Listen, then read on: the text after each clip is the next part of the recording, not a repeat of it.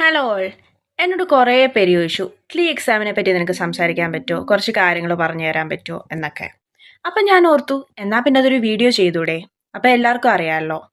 അപ്പം അങ്ങനെ ക്ലീ എക്സാമിനെ പറ്റി അതെന്താണ്, അതിനെപ്പറ്റി കൂടുതൽ കാര്യങ്ങളാണ് ഞാൻ ഇന്ന് സംസാരിക്കാൻ പോകുന്നത്. എനിക്കറിയാവുന്ന കാര്യങ്ങളെല്ലാം ഞാൻ നിങ്ങൾക്ക് പറഞ്ഞു തരാം. ക്ലീ എക്സാം എന്ന് പറയുന്നത് കേരളത്തിലെ എല്ലാ ഗവൺമെൻറ്റും പ്രൈവറ്റുമായ ലോ കോളേജുകളിലേക്കുള്ള അഡ്മിഷനുള്ള എൻട്രൻസ് എക്സാമിനേഷനാണ്. അത് PG ആൻഡ് UG, അതായത് 5 ഇയറും 3 ഇയറും LLB കോഴ്സുകളിലേക്ക് എക്സാം നടത്തുന്നുണ്ട്.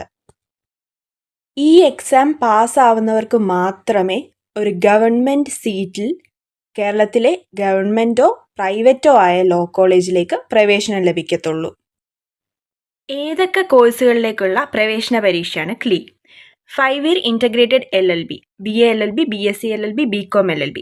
അതായത് +2 കഴിഞ്ഞ് LLBക്ക് ജോയിൻ ചെയ്യുന്നവർ 5 ഇയർ LLBയിലേക്ക് പോകും.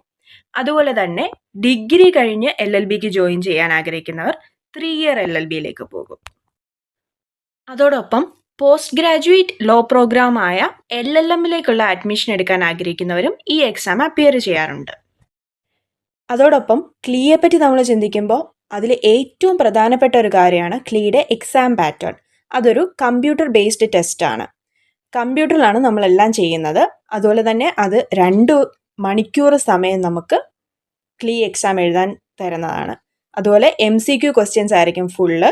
3 മാർക്ക് നമ്മളൊരു ആൻസർ കറക്റ്റ് ആക്കിയാൽ കിട്ടുമെങ്കിൽ 1 മാർക്ക് മൈനസ് പോയിന്റും കിട്ടും. മെയിനായിട്ടുള്ള 4 വിഷയങ്ങളിൽ നിന്നാണ് ക്ലീ എക്സാമിന് ക്വസ്റ്റ്യൻസ് തയ്യാറാക്കുന്നത്.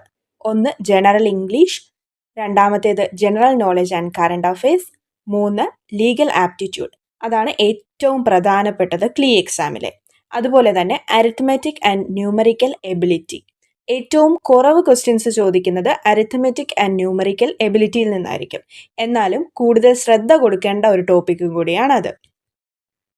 നിങ്ങൾക്ക് ഈ വീഡിയോ കണ്ടിട്ട് കൂടുതൽ സംശയങ്ങളുണ്ടെങ്കിൽ കമൻറ്റ് ബോക്സിൽ അറിയിക്കാം. അതുപോലെ തന്നെ എന്നെ പരിചയമുള്ളവരാണെങ്കിൽ എന്നോട് നേരിട്ട് ചോദിക്കാം. ഞാൻ ഈ പറഞ്ഞതെല്ലാം കഴിഞ്ഞ വർഷത്തെ ക്ലീ എക്സാമിൻ്റെ ഗൈഡ് ലൈൻസിൽ ഉൾപ്പെടുത്തിയിരിക്കുന്ന കാര്യങ്ങളാണ്.